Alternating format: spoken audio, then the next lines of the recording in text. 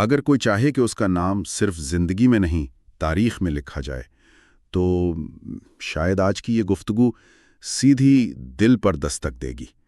دل کی گہرائیوں سے خوش آمدید سب کو. آپ کا یہاں ہونا، اپنا قیمتی وقت دینا، یہ میرے لیے بہت اہم ہے. جی بالکل، اور آپ سب کا شکریہ کہ آپ ہمارے ساتھ ہیں. آج ہم بات کر رہے ہیں ایک بہت گہرے احساس کی. وہ احساس کہ شاید ہر انسان، آپ، میں، ہم سب کسی خاص مقصد کے لیے پہلے سے ہی چن لیے گئے ہیں. ہاں، یہ انتظار کی کہانی نہیں ہے. نہیں، بالکل نہیں. یہ اس یقین پر عمل کرنے کی دعوت ہے کہ انتخاب تو آپ کہہ لیں ہو چکا ہے. بالکل، اور یہ احساس یہ تقدیر بدلنے کی طاقت رکھتا ہے. واقعی یہ صرف ایک عام سی بات چیت نہیں، یہ ایک تبدیلی کا نقطۂ آغاز بن سکتا ہے. اصل بات یہ نہیں کہ باہر سے کوئی اشارہ ملے گا، کوئی نشانی آئے گی، نہیں، بلکہ اندر جو یقین ہے. ہاں، اندر جو یقین ہے بس اس پر قدم اٹھایا جائے. یہ سوچ کہ کائنات کی لامحدود ذہانت یا تقدیر یا خدا اس نے پہلے ہی ہاں کہہ دی ہے. واہ! اب صرف ہمارے عمل کی، ہمارے قدم کی منتظر ہے. تو آئیے اسی خیال کو تھوڑا اور گہرائی میں دیکھتے ہیں. یہ جو سوچ ہے نا کہ ہمیں پہلے اپنی قابلیت ثابت کرنی ہے. ہاں، یا اجازت لینی ہے کسی سے. بالکل، کہ کوئی ہمیں بتائے گا کہ ہاں اب تم تیار ہو. شاید یہی سب سے بڑی رکاوٹ ہے. صحیح. جب خالق کی، کائنات کی آواز آتی ہے، وہ مشورہ نہیں دیتی، وہ حکم ہوتا ہے، جاؤ. ذرا سوچیں ہنری فورڈ کے بارے میں.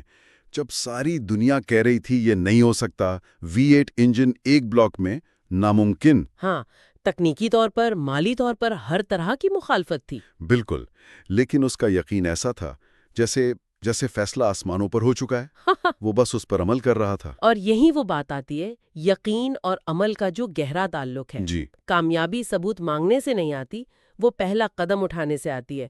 ایمان وہ عمل کا محتاج ہے. صحیح. جیسے تھامس ایڈیسن کی مثال، 1000 سے زیادہ بار ناکامی، لوگ تو شاید 10 بار میں ہمت ہار جائیں. بالکل. لیکن ہر ناکامی اس کے یقین کو اور پختہ کرتی تھی کہ جواب تو ہے، بس راستہ مل نہیں رہا ابھی. وہ عمل کرتا رہا. تو عمل یقین کو زندہ رکھتا ہے. جی بالکل، اور فرما برداری یہ شاید کامیابی کی پہلی شرط ہے. حکم ماننا، قدم اٹھانا. ہچکچاہٹ جو ہے نا، وہ دراصل یقین کی کمزوری ہے. اب جو بات سننے میں آئے گی وہ شاید سوچ کے دائرے کو ایک دم ہلا دے. اچھا. کہ سمجھ اکثر بعد میں آتی ہے، اطاعت پہلے کرنی پڑتی ہے، یقین پہلے کرنا پڑتا ہے. واہ، یہ تو گہری بات ہے. اچھا، اور پھر فیصلے کی طاقت، یہ کتنی اہم ہے؟ اوہ، بے انتہا. فیصلہ نہ کر پانا مطلب غیر یقینی میں رہنا. ہاں، لٹکے رہنا. جی، لٹکے رہنا. یہ اس الہی منصوبے میں تاخیر پیدا کرتا ہے جس کے لیے شاید ہمیں چنا گیا تھا. نیپولین کی مثال یاد آتی ہے، وہ اپنی کشتیاں جلانے والی. ہاں بالکل وہی. اس کا کیا مطلب تھا؟ واپسی کا کوئی راستہ نہیں چھوڑا اس نے. کوئی پلان بھی نہیں تھا. کوئی نہیں، صرف فتح یا فنا. یہ ہوتی ہے فیصلے کی اصل طاقت. ایک واضح مقصد چننا اور پھر شک کی کوئی گنجائش نہ چھوڑنا. شک کو جڑ سے اکھاڑ پھینکنا. بالکل. پھر آتا ہے رویہ. مطلب جو شخص یہ مانتا ہے کہ وہ منتخب ہے، اس کا انداز کیسا ہوتا ہے؟ ہاں، یہ بہت اہم ہے. انسان کی چال ڈھال، اس کا اعتماد، اس کی آنکھوں کی چمک، یہ سب بتاتی ہے کہ وہ اپنے بارے میں کیا سوچتا ہے. جو خود کو معمولی سمجھتا ہے وہ ویسا ہی لگتا ہے، کندھے جھکے ہوئے، نظریں نیچے. صحیح. لیکن جو یقین رکھتا ہے کہ اسے کسی خاص کام کے لیے چنا گیا ہے، اس کے قدموں میں ایک عزم ہوتا ہے، ایک وقار. وہ ایسے چلتا ہے جیسے منزل سامنے ہے. ابراہم لنکن کا تصور آتا ہے ذہن میں. جی بالکل. ایک تقسیم شدہ قوم کا بوجھ، شدید مخالفت، ذاتی دکھ. ہاں. لیکن ان کے انداز میں ایک ٹھہراؤ تھا، ایک خاموش طاقت تھی. وہ شاید اسی اندرونی یقین سے آتی تھی کہ وہ ایک بڑے مقصد کا حصہ ہیں. تو ہمیں بھی ایسے ہی چلنا، بولنا، عمل کرنا ہے. جی، جیسے کامیابی یقینی ہے، جیسے انتخاب ہو چکا ہے. اور یہ سب جڑتا ہے پھر خدمت کے جذبے سے، ہے نا؟ بالکل. اصل کامیابی، خوشحالی، سکون، یہ سب دوسروں کی زندگی میں کچھ مثبت تبدیلی لانے سے ملتا ہے. اینڈریو کارنیگی کی بات آپ نے کی تھی پہلے. ہاں، وہ ان لوگوں کو بہت اہمیت دیتے تھے جو صرف تنخواہ کے لیے کام نہیں کرتے تھے بلکہ اپنا بہترین دینے کے جذبے سے کام کرتے تھے. جو معاوضے سے زیادہ خدمت کرتے تھے؟ بالکل، بغیر کسی فوری صلے کی امید کے اپنی بہترین صلاحیت دینا، یہی تو اس انتخاب کا، اس ذمہ داری کا حقیقی احترام ہے۔ خدمت کا مطلب ہے ذمہ داری اٹھانا، مسائل حل کرنا۔ جی، اور جہاں بھی ہوں اپنا بہترین ورژن بن کر دکھانا۔ اور اگر یہ باتیں آپ کے دل کو چھو رہی ہیں تو اس علم کی روشنی کو ہمیشہ پانے کے لیے اس سفر میں ہمارے ساتھ رہیے گا۔ چینل سبسکرائب کر لیں تاکہ کوئی اہم بات رہ نہ جائے۔ بالکل۔ اچھا، اس سفر میں اپنے ارد گرد کے لوگ، اپنا ماحول، اس کی حفاظت کتنی ضروری ہے؟ بہت زیادہ، بہت ہی زیادہ۔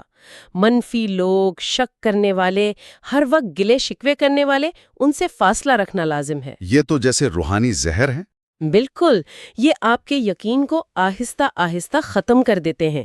ایڈیسن، کارنیگی، جتنے بھی بڑے نام ہیں، وہ اپنے حلقے، اپنی کمپنی کے بارے میں بہت محتاط تھے۔ وہ جانتے تھے کہ غلط صحبت ویژن کو دھندلا دیتی ہے۔ جی، اپنے مقصد کی، اپنے خواب کی حفاظت کرنی ہے تو خاموشی سے کام کریں اور اپنا راز صرف ان سے بانٹیں جو آپ کے یقین کو سمجھیں، اسے مضبوط کریں۔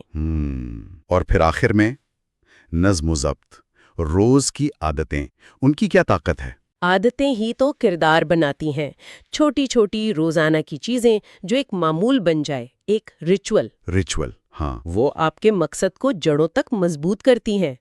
جان ڈی راکفیلر کی مثال لے لیں، ان کی کامیابی کوئی حادثہ نہیں تھا۔ نہیں، وہ تو بہت منظم تھے۔ جی، سخت نظم و ضبط اور روز کی پکی عادتیں، اپنے مقصد کو روز یاد کرنا، اسے لکھنا، اس کے لیے ہر روز کوئی چھوٹا سا ہی صحیح قدم اٹھانا۔ یہ لاشعور کو ٹرین کرتا ہے۔ بالکل، یہ آپ کے لاشعور کو تربیت دیتا ہے اور ایک ایسی توانائی پیدا کرتا ہے جو پھر راستے کھولتی ہے۔